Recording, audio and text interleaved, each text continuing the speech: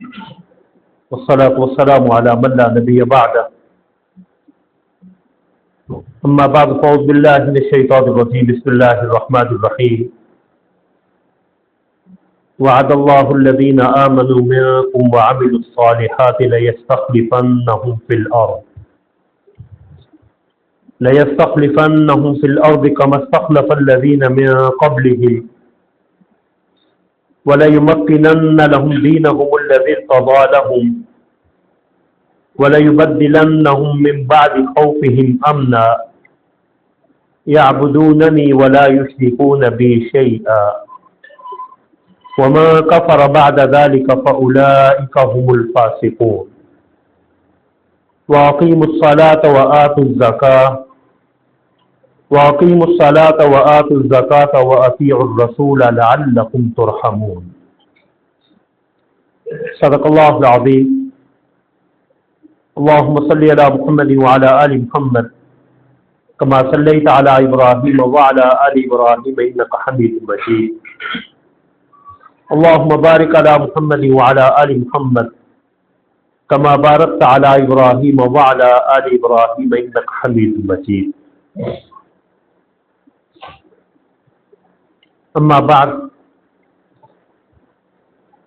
حضرات محترم اور سننے والی قابل صد احترام ماؤں بہنوں اور بیٹیوں،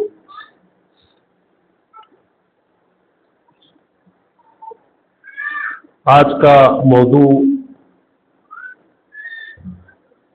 انتہائی تلخ اور کڑوا موضوع ہے کہ امت مسلمہ کے زوال کے اسباب اور ان سے نکلنے کا طریقہ۔ ہم اس عظیم امت کی شاندار تاریخ پہ جب نگاہ دوڑاتے ہیں تو رسول اللہ صلی اللہ علیہ وسلم کی بعثت کے بعد جب جزیرہ عرب اور اس کے بعد پوری دنیا پہ اسلام کا جھنڈا لہرایا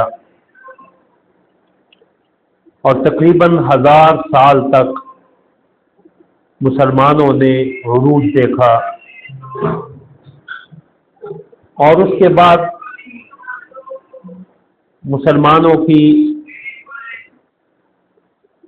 کم ہمتی، بدعملی، کتاب و سنت سے انحراف، عیش پرستی، ناد و نعم میں انہماک، دین حق سے دوری، عالم جہاد بلند کرنے سے گریز، یہ ایسے المناک امور ہیں جو مسلمانوں کی تنزلی، ان کے زوال اور انحطاط کا سبب بنتے گئے، اور وہ امت جسے محمد الرسول اللہ صلی اللہ علیہ وسلم اور حضرات صحابہ امن و امان، استحکام، سلامتی کے عروج پہ چھوڑ کے گئے تھے، وہ امت کار مذلت میں، پستی کے گہرے گڑھوں میں جو ہے وہ گرتی چلی گئی، اور المناک بات یہ ہے کہ یہ سلسلہ آئے روز جاری ہے، اور امت کے سنجیدہ طبقات میں بھی اس کے حوالے سے جو کاوش، جو کوشش ہونی چاہیے، بدقسمتی سے ہمارے ارباب اقتدار اور ارباب اختیار اس سے یکسر غافل چلتے آ رہے ہیں۔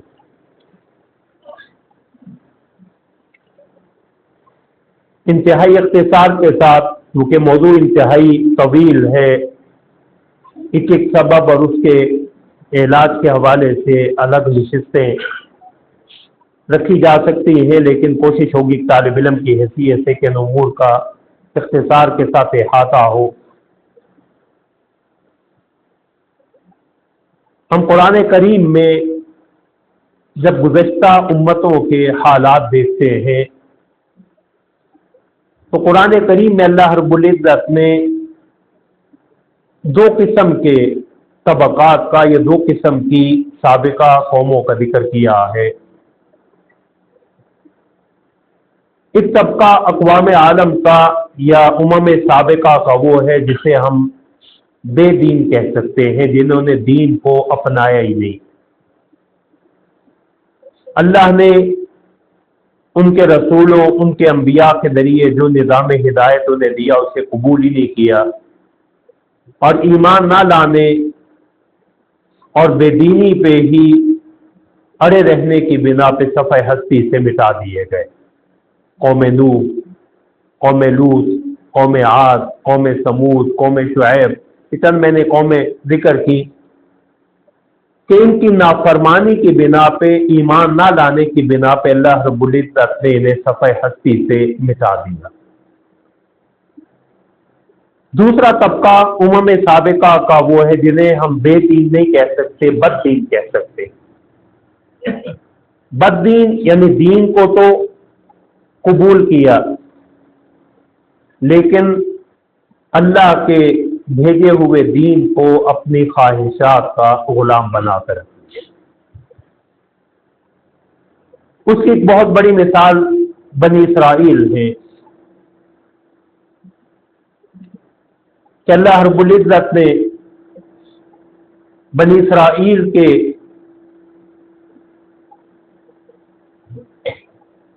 جو ناز نخرے اگر آپ کہیں اٹھائے ہیں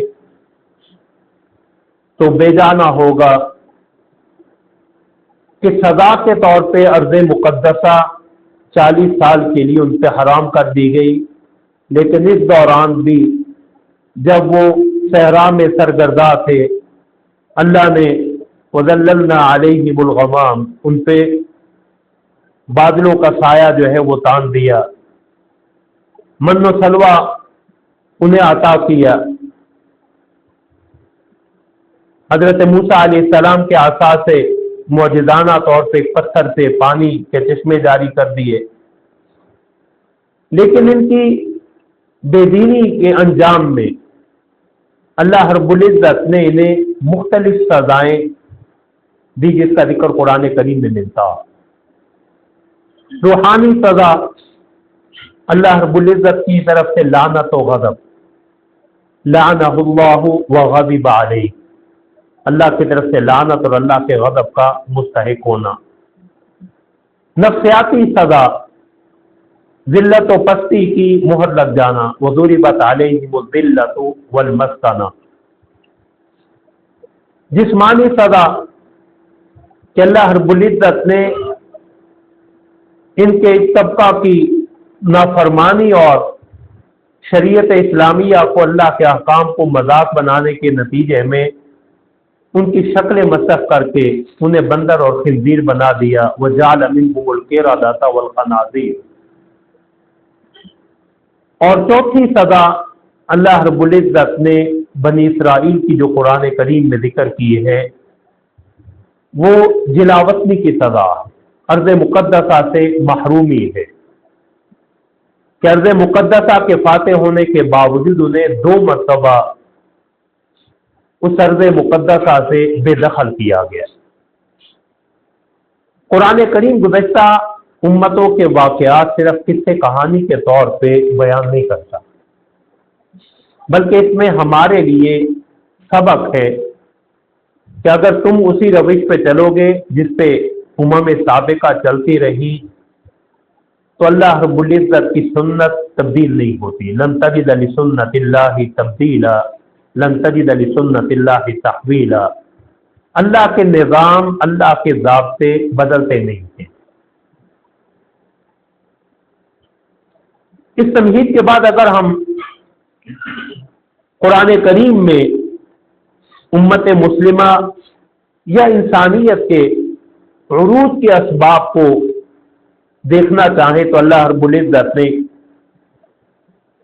سورہ نور میں ارشاد فرمایا، جو آیت کریمہ میں نے پڑھی، وعد اللہ الذین آمنوا منکم وعملوا الصالحات، اللہ نے تم میں سے جو ایمان لائے اور نیک عمل کرتے رہے ان سے وعدہ کیا، لَيَسْتَخْلِفَنَّهُمْ فِي الْأَرْضِ كَمَا اسْتَخْلَفَ الَّذِينَ مِنْ قَبْلِهِمْ، اللہ انہیں زمین پہ جانشین بنائے گا جیسے ان سے پہلے لوگوں کو جانشینی عطا کی۔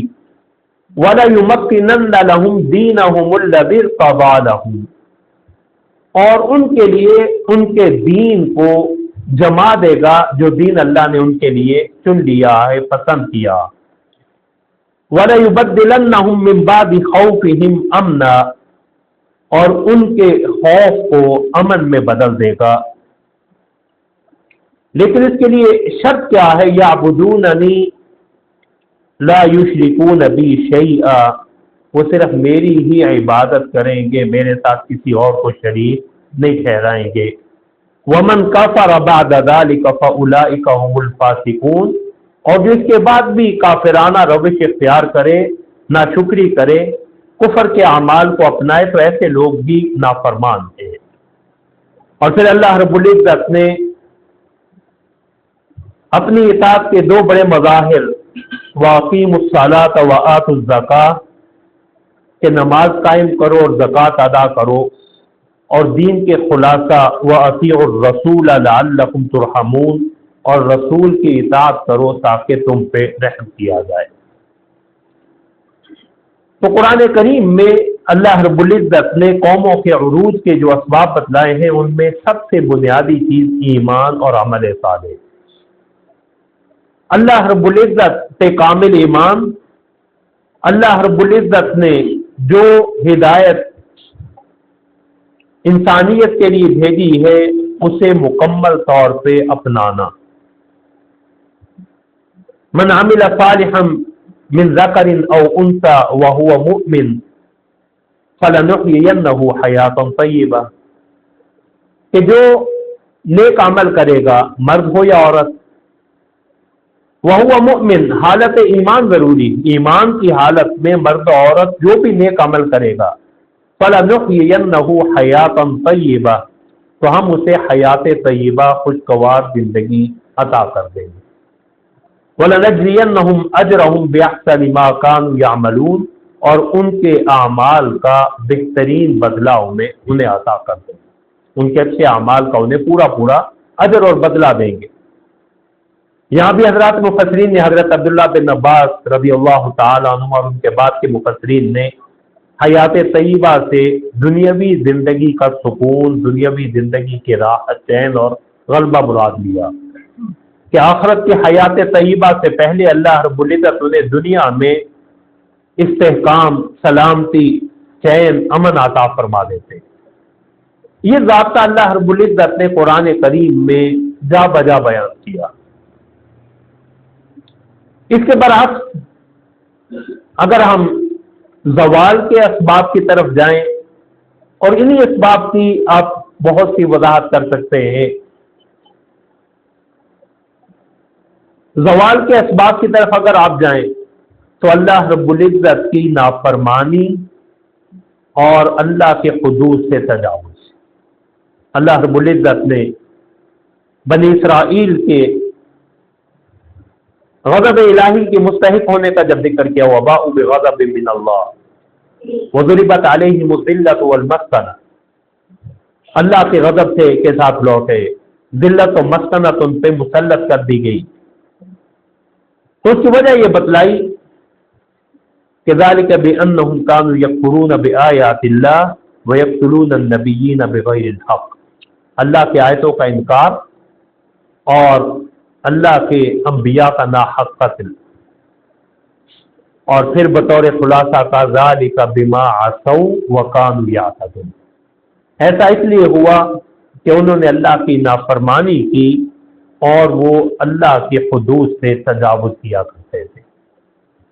یہ ضابطہ جو قرآن کریم نے بیان کیا، اور رسول اللہ صلی اللہ علیہ وسلم نے فرمایا کہ تم بھی اپنے سے پہلے لوگوں کی روش پہ چلو گے، یہاں تک کہ اگر ان میں سے کوئی شخص گو کے سوراخ اور بل میں داخل ہوا تو تم بھی ایسا ہی کرو گے، مکمل طور پہ تم انہی کے طریقے کو اپناؤ گے، اور جب ان کے طریقے کو اپناؤ گے تو انجام اور نتیجہ بھی اس نتیجے سے مختلف نہیں ہوگا جو پہلی امتوں کے ساتھ اللہ کی ناراضگی کی صورت میں آیا۔ اب اس وقت ہم امت مسلمہ کی حالت دیکھیں تو یہی 4 سزائیں جو اللہ رب العزت نے بنی اسرائیل کے لیے قرآن کریم میں ذکر کی، روحانی سزا، نفسیاتی سزا، جسمانی سزا اور ارض مقدسہ سے محرومی، یہ چاروں کی چاروں سزائیں اس وقت معاذ اللہ امت مسلمہ پہ مسلط ہیں۔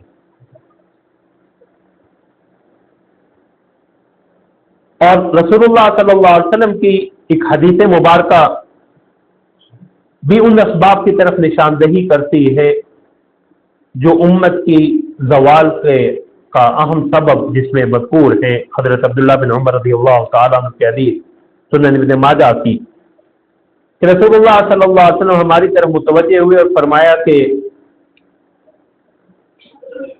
مجھے ڈر ہے کہ 5 چیزیں تم میں آ جائیں گی اور میں اللہ کی پناہ مانگتا ہوں کہ وہ تم میں آئیں۔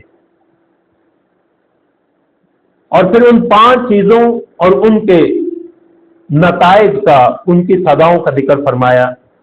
میں جب بھی کسی قوم میں بے حیائی کھلے بندوں ہونے لگے تو اللہ رب العزت انہیں ایسے امراض میں، ایسی بیماریوں میں مسلط کر دیتے، ان پہ ایسی بیماریاں مسلط کر دیتے ہیں، انہیں ایسے امراض میں مبتلا کر دیتے جو ان کے آباء و اجداد میں نہیں پائی جاتی۔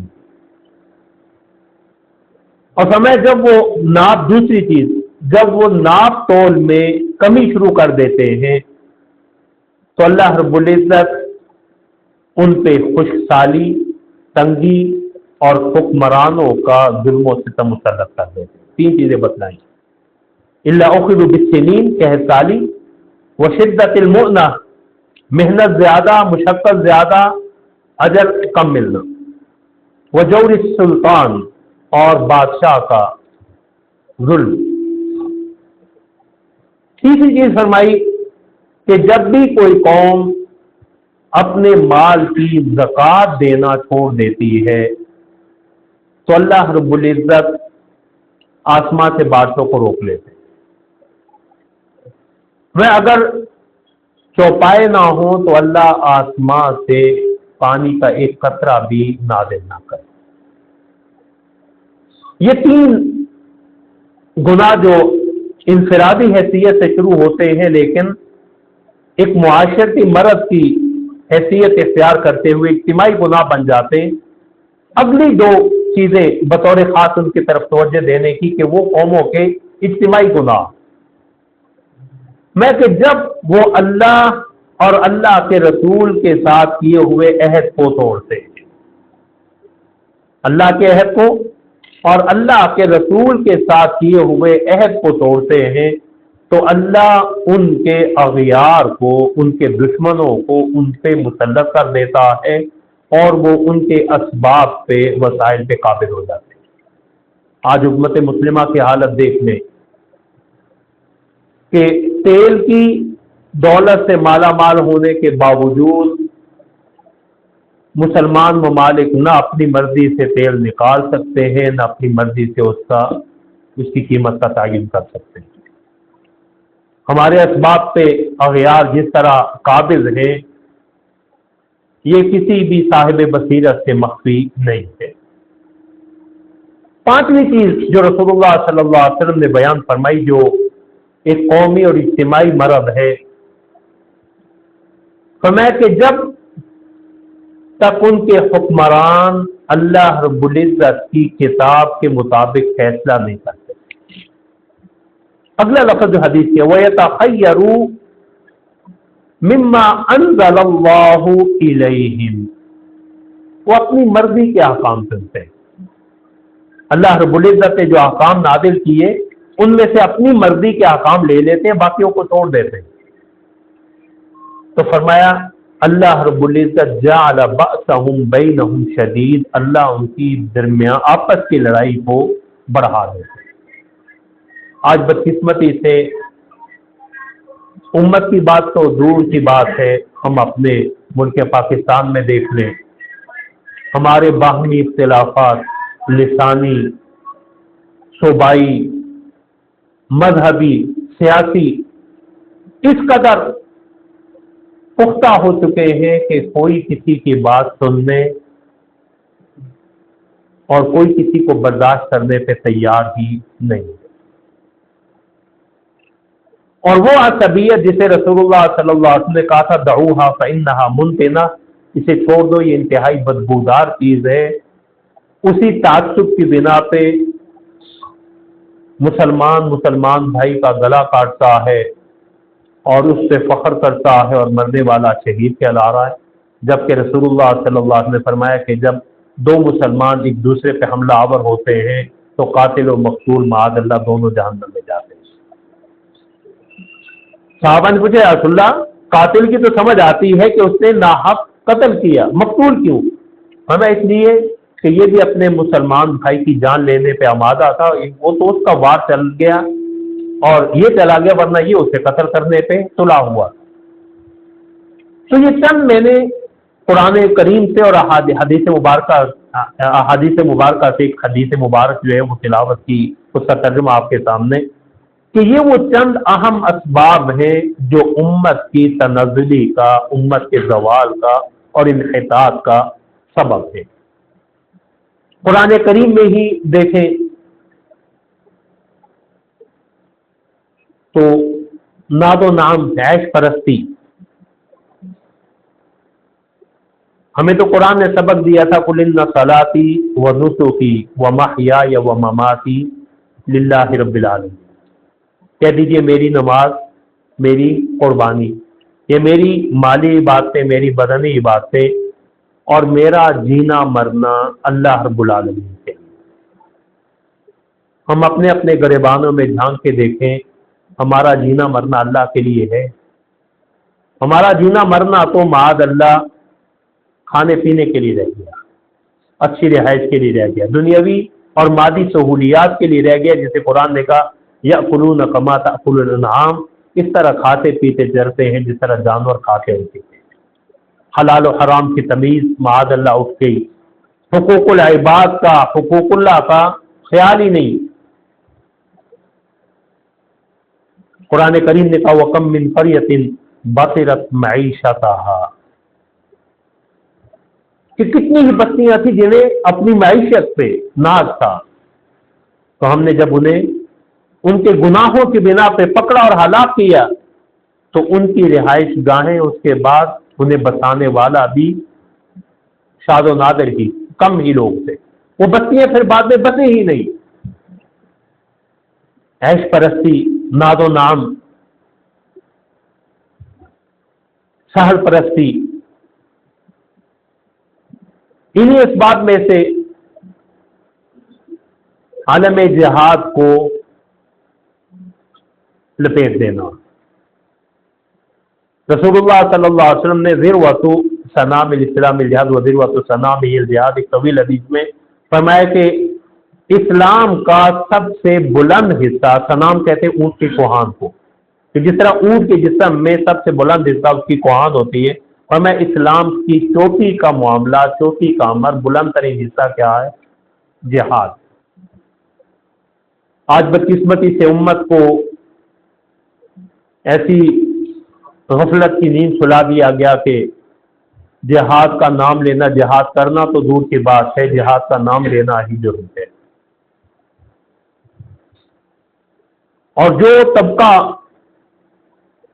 اس امت مسلمہ کا وہ فرض ادا کر رہا ہے، ان کی مدد کے حوالے سے بھی امت اجتماعی غفلت کا شکار ہے. فلسطین کی لڑائی اسرائیل کے ساتھ، بیت المقدس کی، مسجد اقصیٰ کی آزادی کی لڑائی فلسطینیوں کی لڑائی نہیں، پوری امت کی لڑائی ہے. لیکن امت کا کردار یہاں کا نظر آ رہا ہے.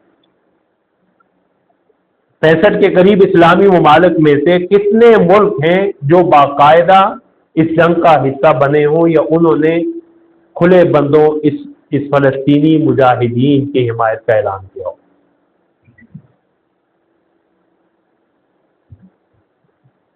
ہم نے تو انہیں بھی بے یارو مددگار چھوڑ رکھا. دور نہ جائیں، اپنے کشمیری بھائیوں کو دیکھ لیں. ہم 5 اگست کو میسج تو آ جائیں گے جی کہ 5 اگست کو 2019 کو بھارت نے جو ہے وہ جارحیت کرتے ہوئے کشمیر کا اسٹیٹس بدل دیا، لیکن 5 سال گزرنے کے باوجود ہم تو اس کے عادی ہو چکے ہیں۔ ہم نے تو اپنی مجرمانہ خاموشی سے بھارت کے اس اقدام کو قبول کیا ہوا ہے۔ انہی اسباب میں سے تو یہ ناد و نام، سہل پسندی، جہاد سے دوری، یہ امت کے زوال کے اسباب میں سے ایک اہم سبب ہے۔ اسی طرح امت میں کمزوری، اسی کا تعلق بھی اسی کے ساتھ ہے کہ ہم دنیا میں ہمارا جی اس قدر لگ چکا ہے کہ ہمیں مرنا یاد نہیں، یا مرنے سے ہم تبھی نفرت، تبھی کراہیت ہے، لیکن جو اللہ کی ملاقات کا شوق ہے، من احب لقاء اللہ احب اللہ لقاء، جو اللہ سے ملنا چاہتے ہیں اللہ اس سے ملنے کے خواہش مند ہوتے ہیں۔ حضرات صحابہ کے ہاں جو شوق شہادت تھا، یا خود رسول اللہ صلی اللہ علیہ وسلم کی زندگی میں دیکھیں، اس دین کو غلبہ اور عروج ایسے نہیں ملا، اس میں شہیدوں کا خون شامل ہے، اور تو اور میرے اور آپ کے پیغمبر کا خون شامل ہے۔ غزوہ احد میں پیغمبر صلی اللہ علیہ وسلم کا خون اس دین کے لیے زمین سے نہیں گرا۔ طائف میں رسول اللہ صلی اللہ علیہ وسلم سے جو ظلم و ستم کا پہاڑ توڑے گئے، وہ کیا ہم اس سے آگاہ نہیں ہیں؟ حضرات صحابہ، سیدنا حمزہ کی شہادت ایک تاریخ ہے۔ رسول اللہ صلی اللہ علیہ وسلم کے 259 کے قریب جانثار رسول اللہ کی زندگی میں شہید ہوئے۔ پھر یہ ایک طویل سلسلہ۔ آج مسلمان جو ہے وہ جسمانی جہاد تو کیا، وہ مالی اور زبانی جہاد سے بھی راہ فرار اختیار کیا گیا۔ اللہ نے تو ہم سے سودا کر لیا تھا، ان اللہ اشتری من المؤمنین انفسهم واموالهم بان لهم الجنہ، ہماری جان و مال کا اللہ نے ہم سے سودا کیا تھا، ہم تو اس سودے سے بھی مکر گئے، ہم اس سودے سے بھی انکاری کہ اللہ کے دین کے لیے ہماری جان، ہمارا مال، سب کچھ اللہ کے لیے قربان۔ اور اسی جہاد سے دوری کا نتیجہ ہے کہ اقوام عالم ہم پہ ٹوٹ پڑے۔ رسول اللہ صلی اللہ علیہ وسلم نے ایک حدیث مبارک میں فرمایا اور امت کے زوال کے اسباب کی طرف اشارہ کیا، تو فرمایا ایک زمانہ ایسا آئے گا کہ اقوام عالم تم پہ ایسے ٹوٹ پڑیں گی جیسے بھوکے کھانے پہ ٹوٹتے۔ تو صحابہ کرام نے ازراہ تعجب پوچھا، امن قلتی یا رسول اللہ، یا چلو اس وقت ہم تھوڑے ہوں گے؟ میں تھوڑے نہیں ہوں گے۔ تقولون غثاء کا غثاء السیل، تم سیلاب کے خسو خاشاک کی طرح تمہاری حیثیت ہو۔ اللہ رب العزت تمہارے دشمنوں کے دلوں سے تمہارا ذوق اور ہیبت نکال لیں اور تمہارے دلوں پہ تم پہ وہن مسلط کر دیا جائے۔ اب وہن کیا ہے؟ حضرات صحابہ نے پوچھا اللہ یہ وہن کیا؟ فرمایا حب الدنیا و کراہیت الموت، دنیا کی محبت اور موت سے نفرت، موت سے فرار۔ آج ہم انفرادی اور اجتماعی طور پہ اس مرض وہن میں مبتلا ہیں، اور اللہ کا وعدہ کیا تھا؟ وَلَا تَهِنُوا وَلَا تَحْزَنُوا، دیکھو کمزوری نہ دکھانا، یہی وہن سے وَلَا تَهِنُوا وَلَا تَحْزَنُوا، اور جب میرے میدان میں آ جاؤ گے تو پھر کسی قسم کا غم، خوفی لاحق نہ ہو۔ وَأَنْتُمُ الْأَعْلَوْنَ إِن كُنتُم مُؤْمِنِينَ، غلبہ تمہیں ہی ملے گا اگر تم مومن ہو۔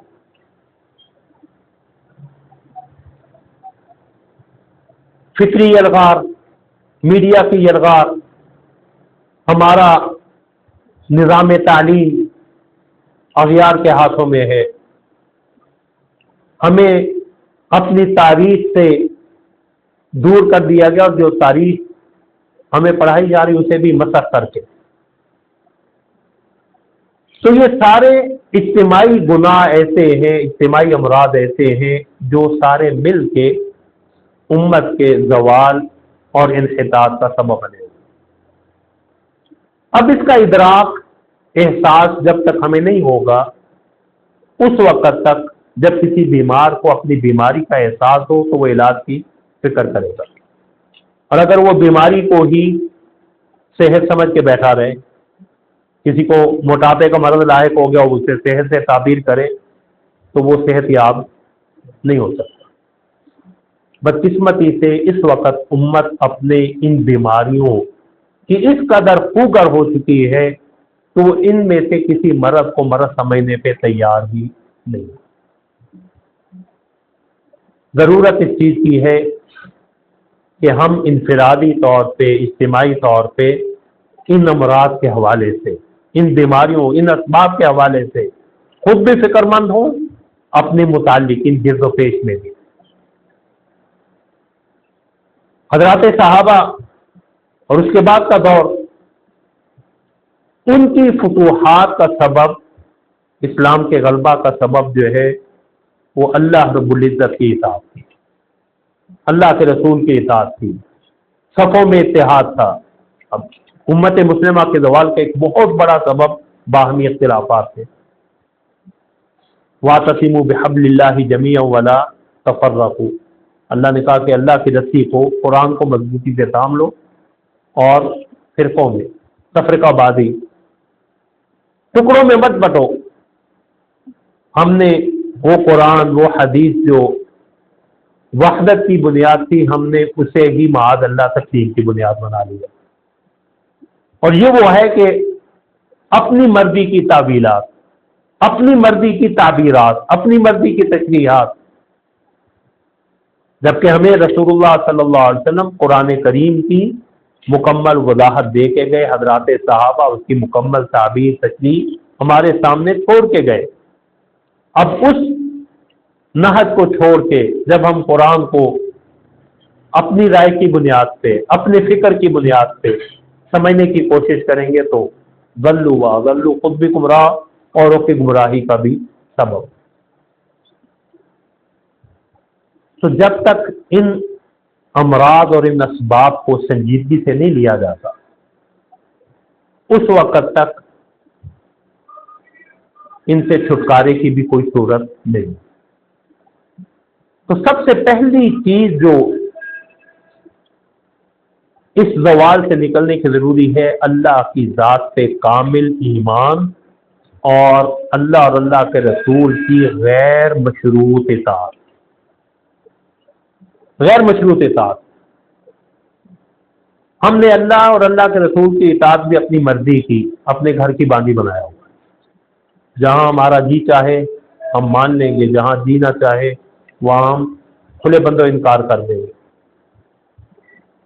انفرادی زندگی میں، اور یہی انفرادی امراض اجتماعی امراض کا سبب بنتے ہیں. حق مہر کی ادائیگی، وراثت کی شرعی تقسیم، مالی معاملات میں سود سے، رشوت سے، بدعنوانی سے گریز، یہ وہ امور ہیں جس کی اہمیت سے کسی کو انکار نہیں، لیکن کتنے ہیں جو اسے عملی طور پہ اپناتے ہیں. تو سب سے پہلی چیز غلبے کے لیے، اس زوال سے نکلنے کے لیے کامل ایمان. وَأَنْتُمُ الْأَعْلَوْنَ إِن كُنتُم مُؤْمِنِينَ، تم ہی غالب ہوگے اگر تم مومن بن جاؤ. یہ حق و باطل کی آویزش، کشمکش بنی نوع انسان کے ساتھ ہی شروع ہوئی اور قیامت تک چلتی ہے. امام ابن خلدون رحمۃ اللہ علیہ نے لکھا ہے کہ جہاں کہیں بھی حق مغلوب ہوا ہے، اہل حق کو شکست ہوئی ہے، اس میں اہل حق کی کمزوری کا عمل دخل دے. اس سے بڑھ کے اور کیا دلیل ہو سکتی ہے کہ غزوہ احد میں جب مسلمان ابتدا میں فتح پانے لگے، رسول اللہ صلی اللہ علیہ وسلم کی حکم سے اجتہادی طور پہ پیچھے ہٹے، ان سمجھا کہ اب تو میدان ہم نے مار لیا، اب نیچے اترنے میں درے سے کوئی حرج نہیں، لیکن اللہ کو یہ چیز پسند نہیں آئی۔ جب پانسا پلٹا، اب قرآن کریم نے حضرات صحابہ کا ایک تعجب بھرا سوال ذکر کیا کہ جب دشمن تم پہ غالب آنے لگا، تمہاری لاشیں اب گر رہی ہیں، قل تمنا ہاذا، تم نے کہا یہ کیسے ہو؟ ہمارے اندر اللہ کے رسول موجود ہیں۔ اب دیکھیں جس لشکر میں خود رسول اللہ موجود ہیں اور امت کا سب سے بہترین اور چنیدہ طبقہ اس لشکر میں موجود ہے، تو اللہ نے کہا قل هو من عندی انفسکم، یہ تمہارا اپنا کیا دھرا، اپنا کیا دھرا کہ اللہ نے تمہیں حتی اذا فشلتم وتنازعتم وعصیتم من بعد ما اراکم ما تحبون، کم ہمتی تم نے دکھائی، معاملے میں اختلاف اور تنازع تم نے کہ اترنا ہے نہیں اترنا، وعصیتم پیغمبر صلی اللہ علیہ وسلم کے فرمان سے کہ کسی قدر جو ہے وہ انحراف ہوا، خواہ وہ اجتہادی طور پہ ہوا لیکن رسول اللہ کی بات سے پیچھے ہٹے، تو اللہ نے حضرات صحابہ کو بھی دکھا دیا کہ میری مدد اور نصرت اسی وقت تمہارے شامل حال ہوگی جب تک تم میری اطاعت، میرے رسول کی اطاعت کرتے رہو، ورنہ رسول اللہ صلی اللہ علیہ وسلم کے لشکر میں ہونے کے باوجود اس قدر نقصان کا اٹھانا یہ ہمارے لیے سبق ہے۔ تو ایمان اور عمل صالح اللہ نے اسے بنیاد کرا دی ہے۔ جو آیت کریمہ میں نے پڑھی، اللہ کا وعدہ کیا ہے؟ وعد اللہ الذین آمنوا منکم وعملوا الصالحات، اللہ کا یہ وعدہ زمین میں استخلاف کا، زمین میں اقتدار کا، غلبے کا، عروج کا کس سے ہے؟ جو ایمان لے آئیں اور نیک عمل کا، یہ بنیادی شرط۔ اب یہ ایمان انفرادی حیثیت میں بھی اور بحیثیت قوم بھی، اور اگر یہ ایمان اور یہ عمل صالح اٹھ گیا اور ہم اللہ کے دین کے ساتھ مخلص نہ رہے، اللہ کا وعدہ کیا ہے؟ ان تنصروا اللہ ینصرکم، دوسری چیز اللہ کے دین کی نصرت کے لیے اپنی تمام توانائیاں صرف کرنا، اگر تم اللہ کی مدد کرو گے تو اللہ تمہاری مدد کرے گا، وَيُثَبِّتْ أَقْدَامَكُمْ، تمہارے قدم جما دے گا، اور اگر اللہ نے تمہاری مدد کی تو پھر تم پہ کوئی غالب آنے والا نہیں۔ لیکن اللہ کی مدد کیسے آتی؟ حضرت عمر رضی اللہ تعالیٰ عنہ نے حضرت سعد بن ابی وقاص کو خط لکھا کہ دیکھنا اللہ رب العزت کی نافرمانی کہیں لشکر سے صادر نہ ہونے پائے، کیونکہ اللہ کی نصرت اطاعت سے، ایمان سے، تقوی سے، قرآن کریم نے سے بارہا غزوات کی آیات میں، جہاد کی آیات کے تناظر میں، بلا ان تصبروا وتتقوا، بلا ان تصبروا وتتقوا، صبر اور تقوی۔ تیسری چیز صبر، اور پہلی میں نے ایمان اور عمل صالح، دوسرا اللہ کے دین کی نصرت، تیسرا صبر اور تقوی۔ صبر اس چیز کا نام نہیں ہے کہ مار کھاتے رہو، ہم نے صبر کا مفہوم بھی شریعت کی روح سے بلا دیا۔ صبر کے تین بڑے پہلو ہیں: شریعت پہ پابندی، اللہ کی نافرمانیوں سے کلی اجتناب، بچاؤ، اور اس راستے میں آنے والی تکلیف پہ صبر۔ یہ 24 گھنٹے کا صبر ہے اللہ کے احکام کو ماننا، 24 گھنٹے کا صبر ہے اللہ کی نافرمانی سے بچنا۔ اور مصیبتیں تو زندگی میں کبھی کبھار آزمائشیں آتی ہیں، ان آزمائشوں پہ صبر یہ تو جزوی اور وقتی ہے، شریعت کے احکام پہ پابندی اور اللہ کی نافرمانیوں سے اجتناب یہ تو 24 گھنٹے کا ساری زندگی کا صبر۔ وَتَتَّقُوا، تقوی، اللہ کی نافرمانی سے بچنا، اللہ کی نافرمانی سے بچنا۔ اب اللہ کی نافرمانی کس قدر ہلاکت انگیز امر ہے۔ رسول اللہ صلی اللہ علیہ وسلم کے عہد مبارک میں ایک غزوہ میں ایک شخص مردانہ وار لڑتے ہوئے مارا گیا۔ اب صحابہ نے کہا یا رسول اللہ آپ کا فلاں ساتھی فلاں شخص جو ہے وہ مردانہ وار لڑتے ہوئے شہید ہو گئے۔ اب پیغمبر صلی اللہ علیہ وسلم نے اب یہاں دیکھیں شریعت کی امور کی پابندی کس قدر اہم ہے۔ فرمایا تم اس کی شہادت کی باتیں کر رہے ہو، میں تو مال غنیمت میں ایک چادر اس نے چھپا لی تھی، اس کی بنا پہ اسے آگ میں جلتے ہوئے دیکھ رہا۔ اب کس کے ساتھ کس کی معیت میں جہاد کر رہے ہیں؟ رسول اللہ کی معیت میں۔ جہاد کا مقصد کیا تھا؟ لتکون کلمۃ اللہ ہی العلیٰ، اللہ کا دین غالب ہو جائے۔ جہاد اپنے نفس کے لیے تو تھا نہیں، مال و دولت سمیٹنے کے لیے تو تھا نہیں، تو جس نے اسے کسی بھی دنیاوی غرض کے لیے کیا تو وہ جہاد اس کے لیے نفع بخش نہیں رہا بلکہ ضرر رساں ہو گیا۔ تو حضرت عمر رضی اللہ تعالیٰ عنہ نے حضرت سعد بن ابی وقاص کو لکھا کہ دیکھو اللہ کی مدد اور نصرت تقویٰ کے بغیر نہیں آتی، تقویٰ کے بغیر نہیں آتی۔ حضرت سعد بن ابی وقاص جب فارس ایران فتح ہوا ہے، حضرت سلمان فارسی رضی اللہ تعالیٰ عنہ کہنے لگے کہ ایمان کی بدولت اور اللہ رب العزت کی اطاعت اور فرما برداری کی برکت سے فرمایا انہم کانوا مؤمنین، حضرت سلمان کے الفاظ ہیں کہ یہ لشکر مومن تھا، مومن تھا، تو اللہ نے ان کی مدد بھی کی، ان کی تائید بھی فرمائی۔ وَسَخَّرَ لَهُمُ الْبَحْرَ كَمَا سَخَّرَ لَهُمُ الْبَرَّ، اللہ رب العزت نے خشکی تو ان کے لیے مسخر کی ہی تھی، اللہ نے دریاؤں اور سمندروں کو بھی ان کے تابع بنا دی۔ لیکن فرمایا مجھے خدشہ یہ ہے کہ مسلمان اگر اس ایمان میں اور اللہ کی اطاعت میں کوتاہی کریں گے تو آج جن پہ یہ غالب ہیں کل وہ غالب کی حیثیت اختیار کر لیں گے، یہ مسلمان مغلوب ہو جائیں۔ قبرص جب فتح ہوا ہے، حضرت ابو الدرداء رضی اللہ تعالیٰ عنہ وہاں موجود تھے، تو رونے لگے۔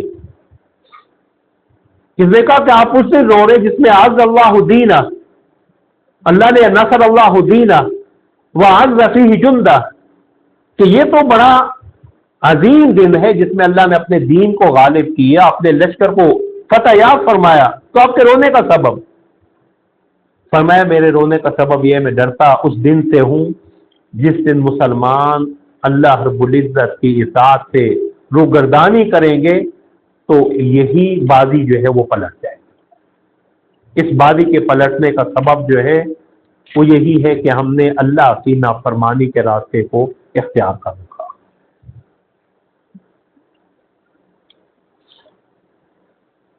امام ابن کثیر رحمۃ اللہ علیہ نے تاریخ ابن کثیر میں البدایہ والنہایہ میں ایک واقعہ لکھا ہے ہرقل کے حوالے سے، رومی جو قائد تھا، کہ جب مسلمانوں کے ساتھ جنگ میں پے در پے اس کے لشکر کو شکست ہوئی تو اس نے سوال کیا کہ الیس بشر مثلکم، یہ بتاؤ تم سے لڑنے والے تم جیسے انسان نہیں ہیں؟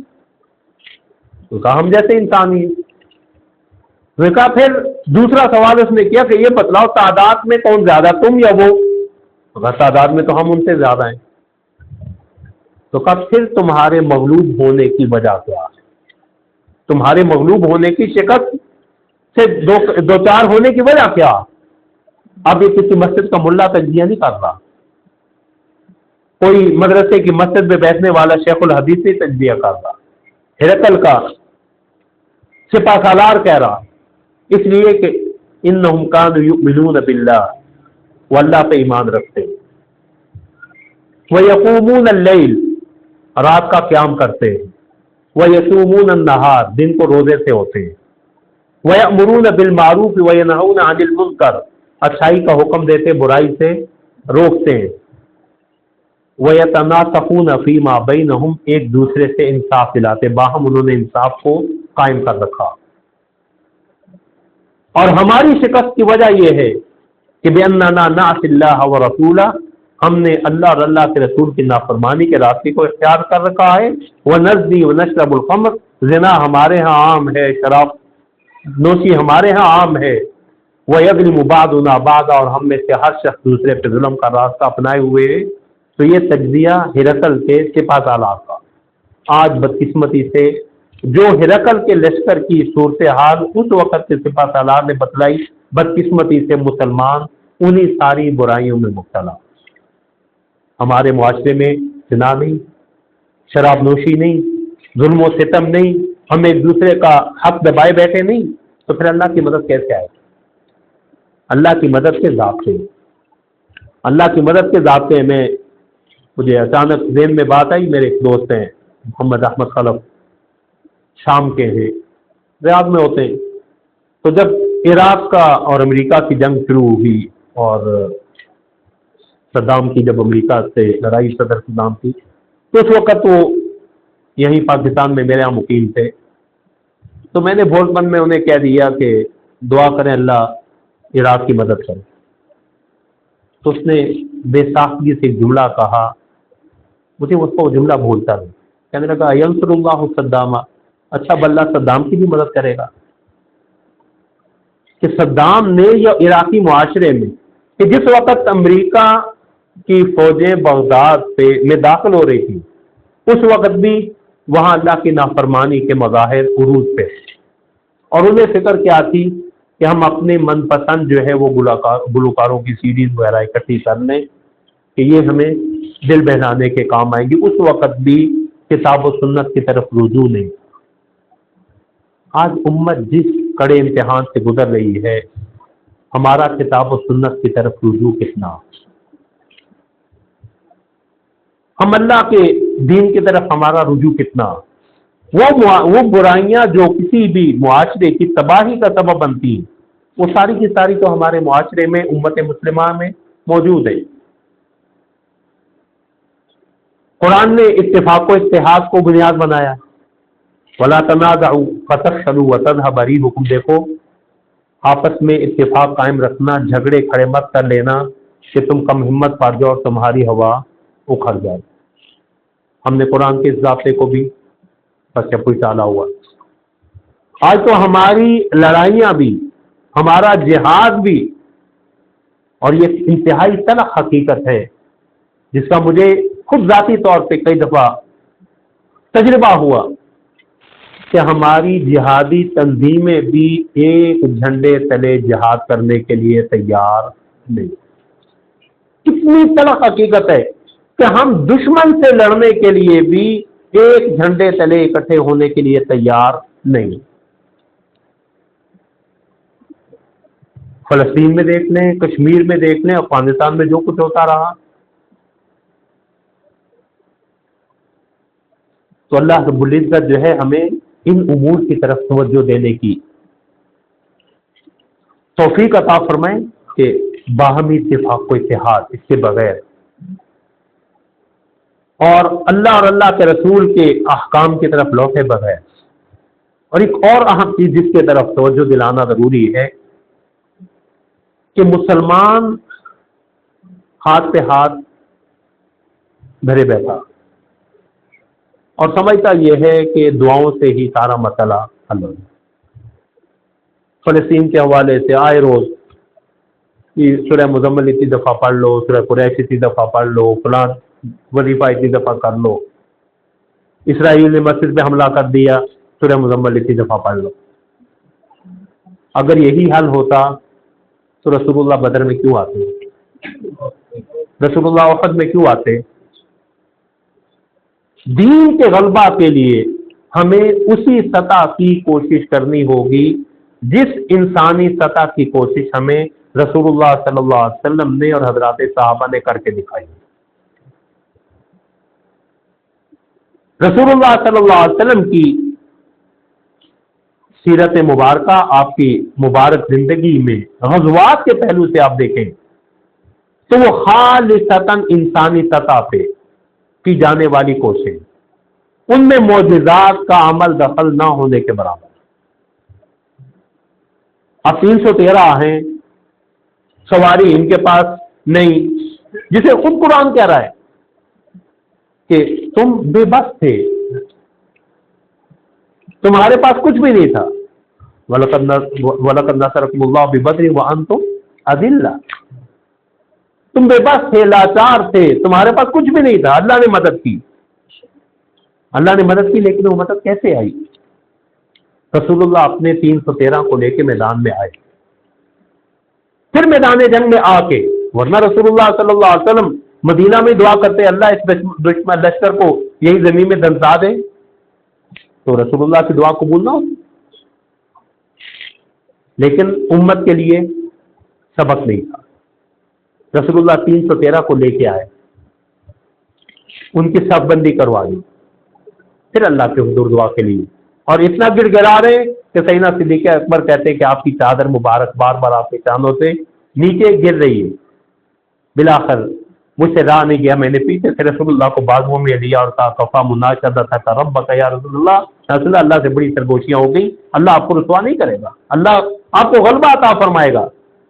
یہ 313 پیغمبر صلی اللہ علیہ وسلم لے کے آئے ہیں، اور پھر اللہ کے حضور مقام ناز میں کہا کہ اللہ یہ میری 13-14 سال کی محنت ہے، اگر یہ نہ رہے تو زمین میں تیرا نام لینے والا بھی کوئی نہیں رہے گا۔ غزوہ احد میں رسول اللہ نے چچا کی شہادت، خود رسول اللہ کے دندان مبارک شہید، آپ کا سر مبارک زخمی، آپ کا خون مبارک زمین پہ گرا، پیغمبر صلی اللہ علیہ وسلم جو ہے وہ دعا کر لیتے۔ بدقسمتی سے امت میں بدعملی اور کم فہمی، دین کی کم فہمی کی بنا پہ، یا کج فہمی کہیں کہ ہم سمجھتے ہیں کہ یہ سارا معاملہ دعاؤں سے حل ہونے کا، یقیناً دعا کا اللہ رب العزت نے میدان جنگ میں بھی ذکر کا حکم دیا، اس لیے کہ اللہ یاد رہے گا تو میدان جنگ میں بھی اللہ کی نافرمانی نہیں ہوگی۔ یہ نہیں کہ تم مسلح پہ بیٹھ جاؤ اور دشمن کی توپوں کا رخ جو ہے وہ ان کی طرف پھیر جائے، میدان انہی کی طرف پلٹ جائیں۔ اس کے لیے اللہ نے تمہیں حکم کیا دیا، وَأَعِدُّوا لَهُم مَّا اسْتَطَعْتُم مِّن قُوَّةٍ وَمِن رِّبَاطِ الْخَيْلِ، جو تمہارے بس میں ہو وہ تیاری کرو، جو بھی تم کر سکتے ہو، ہر قسم کی قوت، وہ علمی قوت بھی ہے، فکری قوت بھی ہے، مسلح قوت بھی ہے، ہر قسم کی قوت جو ہے وہ اختیار کرو۔ وَمِن رِّبَاطِ الْخَيْلِ، گھوڑے باندھنا، اس وقت سامان جنگ میں گھوڑے اہمیت حاصل رکھتے تھے۔ تُرْهِبُونَ بِهِ عَدُوَّ اللَّهِ وَعَدُوَّكُمْ، جس سے تم اللہ کے دشمن اور اپنے دشمنوں پہ روب طاری کرو، ان پہ ہیبت تمہاری طاری ہو۔ وَآخَرِينَ مِن دُونِهِمْ، ان کے علاوہ دیگر بھی کچھ ایسے چھپے دشمن ہیں، منافقین ہیں، لا تعلمونہم اللہ یعلمہم، تم نہیں انہیں جانتے، اللہ انہیں جانتا۔ تو اللہ کا حکم کیا ہے، وَأَعِدُّوا لَهُم مَّا اسْتَطَعْتُم مِّن قُوَّةٍ، جو بھی طاقت کا ذریعہ وسیلہ ہو سکتا ہے وہ مسلمانوں کو اس میدان میں۔ اب یہاں کس قدر شرمندگی کی بات ہے کہ ہم ایک طرف تو کہتے ہیں کہ ہم اسرائیلی یا اسرائیل کے حمایتی جو ہے وہ کمپنیوں کا بائیکاٹ کریں گے، کبھی ہم نے یہ بھی سوچا کہ ہم نے بنایا کیا، ہم نے کیا بنایا؟ آج امت اس حوالے سے بھی جو ہے وہ صحیح دست ہے کہ اگر معاذ اللہ ثم معاذ اللہ اقوام عالم مسلمانوں کا سوشل بائیکاٹ کرنا چاہیں تو ہمارے پاس تو مسلمانوں کے پاس کچھ بھی نہیں، اسباب ہمارے قابل وہ ہیں، اس لیے کہ ہم صرف بیٹھ کے کھانے کی روش ہم نے اپنائی، ناد و نام، عیش پرستی، اور دین کا غلبہ اس عیش پرستی کو چھوڑے بغیر ممکن نہیں۔ وہی کوشش، وہی کاوش جو رسول اللہ صلی اللہ علیہ وسلم نے حضرات صحابہ نے کی۔ طارق ابن زیاد کے واقعے ہم سنتے ہیں کہ طارق ابن زیاد جب اندلس فتح ہوا ہے کشتیاں جلا دی. کیوں؟ تاکہ تمہیں یہ یقین پیدا ہو کہ واپسی کا کوئی راستہ نہیں. اب یا تو یہی جام شہادت نوش کرو یا، اور باقی ہر ملک کے وہ اقبال کا جو فارسی ہے کہ ہر علاقہ ہر ملک میرا ملک ماستر، میرا ملک، یہ اندلس بھی میرا، یہ ارض اللہ، اللہ کی زمین مسلمانوں کی وراثت ہے. ہم بدقسمتی سے اپنی اس وراثت کے حوالے سے فکر مند نہیں. ہم نے اس کا حل کیا ڈھونڈ لیا کہ یہاں حالات تنگ ہوئے تو چلو انہی اغیار کی گود میں جا کے بیٹھ جاؤ. ہمارا امیگریشن کن کے پاس جا رہے ہیں؟ اپنے ایمان کو داؤ پہ لگا کے، اپنے عقیدے کو داؤ پہ لگا کے. جن کا اس طرف سوشل بائیکاٹ کرنے جا رہے ہو، مصنوعات کا بائیکاٹ، انہی کے ملک میں جا کے بسنے پہ بھی تیار ہو. تو یہ ساری چیزیں ایک تلخ حقیقت ہیں اور ہمیں اس کا شدت کے ساتھ احساس بھی ہونا چاہیے اور ان کا حقیقی ادراک بھی ہونا چاہیے. اور اللہ رب العزت سے کامل ایمان، عمل صالح، صبر و تقوی، دین کی نصرت، جہاد، الجہاد ماض الی یوم القیامہ. تو سمجھے کہ جہاد قیامت تک جاری رہے گا. اسے نہ تو کسی عادل کا عدل نہ کسی ظالم کا ظلم اسے روک نہیں سکتا. جہاد کے حوالے سے ہم نے جانی جہاد تو دور کی بات ہے، جسمانی جہاد تو دور کی بات ہے، ہم مالی جہاد میں ہمارا کردار کیا ہے؟ زبانی دعوت کا جہاد، زبان کا جہاد، اس میں ہم کہاں کھڑے؟ کلمہ حق کو زبان پہ لانا. اور جب تک ہم اس دین کے ساتھ مخلص نہیں ہوں گے اس وقت تک فتح و نصرت کی کوئی صورت ممکن نہیں. اللہ کے ذات سے تبدیل نہیں ہوتی. وَأَنْتُمُ الْأَعْلَوْنَ إِن كُنتُم مُؤْمِنِينَ. غلبہ کی ایک ہی صورت ہے کامل ایمان. یہ ایمان ہوگا تو پھر اطاعت بھی ہے، صبر بھی ہے، تقوی بھی ہے، نصرت دین بھی ہے، جہاد بھی ہے، اپنی صفوں میں اتحاد بھی ہے. اور یہ ساری چیزیں اب فکری الغار، میڈیا کی الغار، اس کا مقابلہ کس نے کرنا؟ یہ امت کے یہاں تھنک ٹینک کی ضرورت ہے کہ امت کے پاس. اور امام مالک رحمۃ اللہ علیہ سے کال اسی پہ اپنی گزارشات کو اختتام کی طرف لے جانا چاہوں گا کہ لن يصلح آخر هذه الامة الا بما صلح به اولها. اس امت کا بعد میں آنے والا طبقہ اسی راستے پہ چل کے کامیاب ہو سکتا ہے جس پہ امت کا پہلا طبقہ چل کے کامیاب ہو. اس راستے کو جس پہ حضرات صحابہ چلے ہیں، تابعین چلے ہیں، ہمارے اسلاف چلے، اس کو چھوڑ کے کامیابی کا تصور ممکن نہیں. ہماری عزت کس میں ہے؟ حضرت عمر رضی اللہ تعالیٰ عنہ کا وہ سنہری جملہ، کنا اذل قوم فاعزنا اللہ بالاسلام. ہم دنیا کی ذلیل ترین قوم تھے. نہ کوئی سیاسی نظام تھا، نہ کوئی سیاسی نظام تھا، نہ کوئی معاشی نظام تھا. فاعزنا اللہ بالاسلام. اللہ نے ہمیں غلبہ کس کے ذریعے دیا؟ اسلام کے ذریعے. فمہما نبتغ العزہ بغیر ما اعزنا اللہ اذلنا اللہ. یاد رکھو جب بھی ہم اسلام کو چھوڑ کے کسی اور چیز کے ذریعے عزت کے متلاشی ہوں گے، اللہ ہمیں پھر سے ذلیل و خوار کر دے. وَلِلَّهِ الْعِزَّةُ وَلِرَسُولِهِ وَلِلْمُؤْمِنِينَ. عزت کس کے لیے؟ اللہ کے لیے، اللہ کے رسول کے لیے، مومنین کے لیے. اگر ہمیں عزت اور غلبہ حاصل نہیں تو ہم ایمان کے تقاضوں کو پورا نہیں کرتے.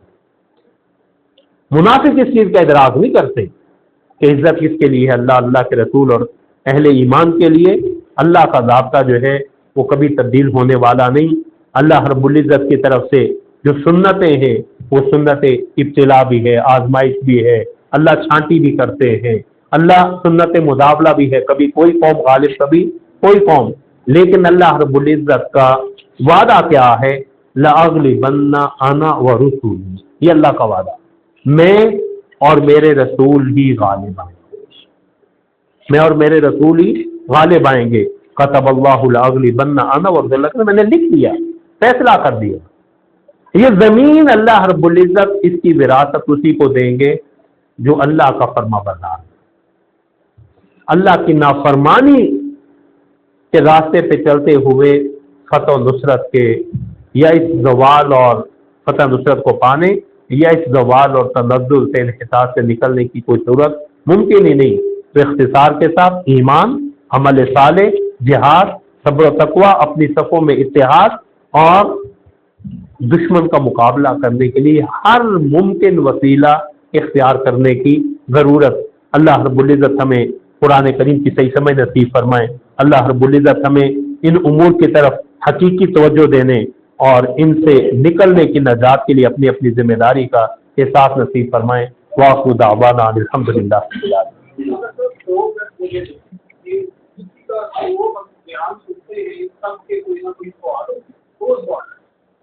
میرے ایک سیاسی دوست ہے، ایک وکیل دوست ہے جو کہ پیسے لے کے الٹے ان کے جو